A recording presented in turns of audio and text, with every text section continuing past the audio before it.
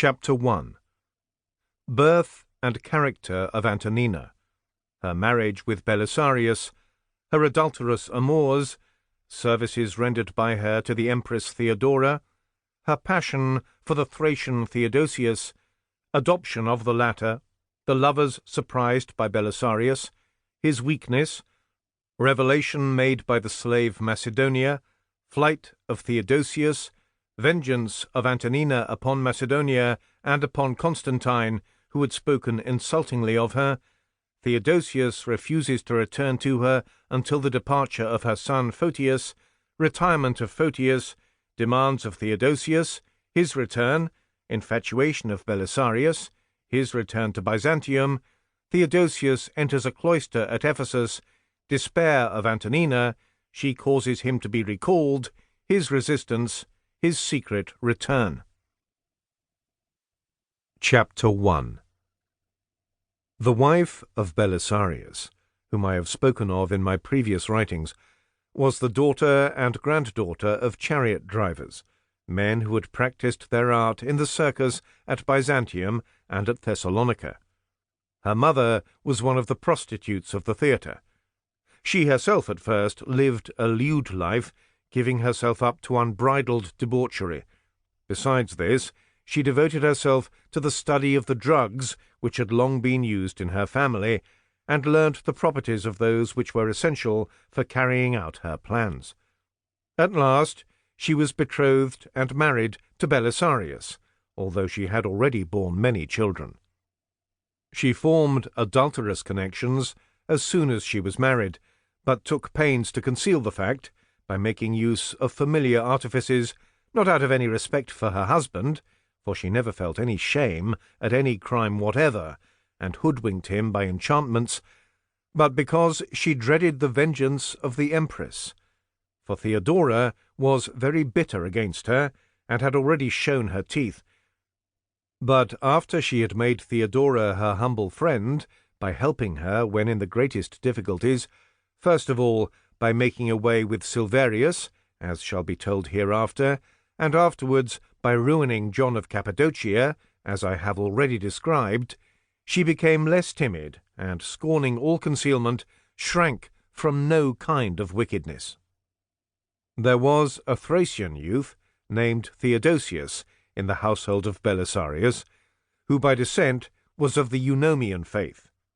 On the eve of his departure for Libya, Belisarius held the youth over the font, received him into his arms after baptism, and thenceforth made him a member of his household, with the consent of his wife, according to the Christian rite of adoption.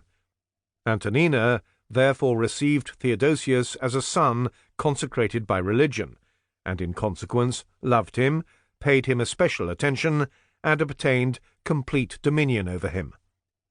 Afterwards, during this voyage, she became madly enamoured of him, and being beside herself with passion, cast away all fear of everything human or divine, together with all traces of modesty, and enjoyed him at first in secret, afterwards even in the presence of her servants and handmaidens, for she was by this time so mad with lust that she disregarded everything that stood in the way of her passion.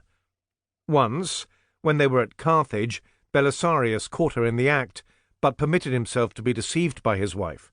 He found them both together in an underground chamber, and was furiously enraged at the sight, but she showed no sign of fear or a desire to avoid him, and said, "I came to this place with this youth to hide the most precious part of our plunder, that the emperor might not come to know of it." This she said by way of an excuse, and he, pretending to be convinced, let it pass, although he saw that the belt which held Theodosius's drawers over his private parts was undone, for he was so overpowered by his love for the creature that he preferred not to believe his own eyes.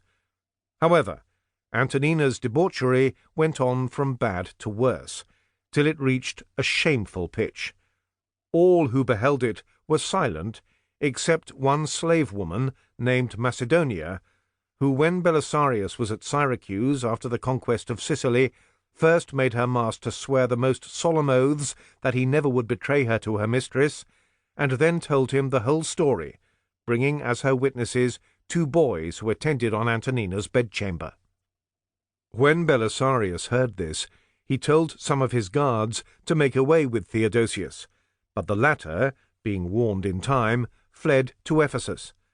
For the greater part of Belisarius's followers, influenced by the natural weakness of his character, were at more pains to please his wife than to show their devotion to him, and this was why they disclosed to her the orders they had received concerning Theodosius.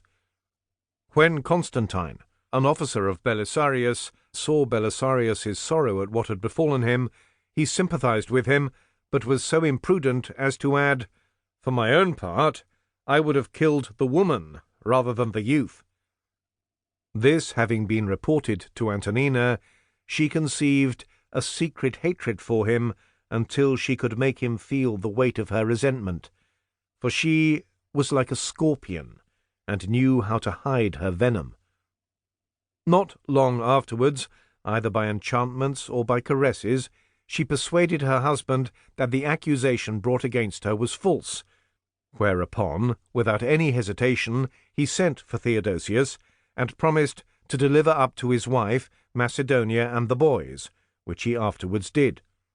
It is said that she first cut out their tongues, and then ordered them to be hewn in pieces, put into sacks, and thrown into the sea. In this bloody deed she was assisted by one of her slaves named Eugenius, who had also been one of those who perpetrated the outrage on Silverius. Shortly afterwards, Belisarius was persuaded by his wife to kill Constantine.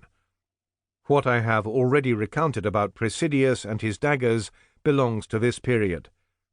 Belisarius would have let him go, but Antonina would not rest until she had exacted vengeance for the words which I have just repeated. This murder stirred up a great hatred against Belisarius on the part of the emperor and of the chief nobles of the empire. Such was the course of events. Meanwhile, Theodosius refused to return to Italy, where Belisarius and Antonina were then staying, unless Photius, Antonina's son, was sent out of the way.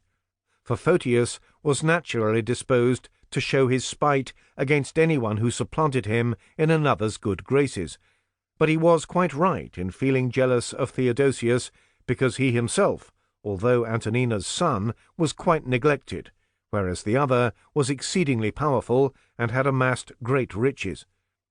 They say that he had taken treasure amounting to 100 centenars of gold, about £400,000, from the treasure-houses of the 2 cities of Carthage and Ravenna, since he had obtained sole and absolute control of the management of them. When Antonina heard this determination of Theodosius, she never ceased to lay traps for her son and to concoct unnatural plots against him, until she made him see that he must leave her and retire to Byzantium, for he could no longer endure the designs against his life.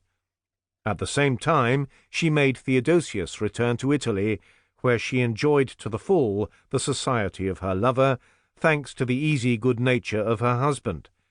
Later on, she returned to Byzantium in company with both of them.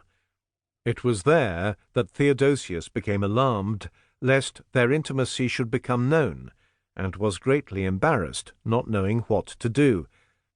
That it could remain undetected to the end, he felt was impossible, for he saw that the woman was no longer able to conceal her passion and indulge it in secret, but was an open and avowed adulteress, and did not blush to be called so. For this reason he returned to Ephesus, and after having submitted to the tonsure, joined the monastic order. At this, Antonina entirely lost her reason, showed her distress by putting on mourning and by her general behaviour, and roamed about the house, wailing and lamenting, even in the presence of her husband, the good friend she had lost, so faithful, so pleasant, so tender a companion, so prompt in action. At last she even won over her husband, who began to utter the same lamentations. The poor fool kept calling for the return of his well-beloved Theodosius, and afterwards went to the emperor and besought him and the empress, till he prevailed upon them to send for Theodosius, as a man whose services always had been and always would be indispensable in the household. Theodosius, however, refused to obey, declaring that it was his fixed determination to remain in the cloister and embrace the monastic life. But this language was by no means sincere, for it was his intention, as soon as Belisarius left the country, to rejoin Antonina by stealth at Byzantium, as, in fact, he did.